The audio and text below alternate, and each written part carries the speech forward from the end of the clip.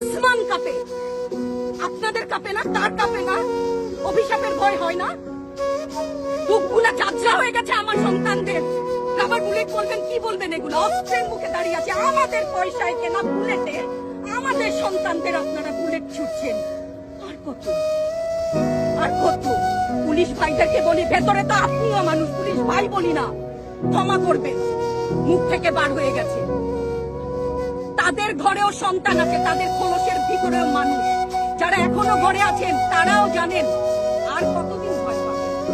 ভয়েই থাকেন, একটা মারবেন 10টা আসবো, 10টা মারবেন লক্ষ আসবো।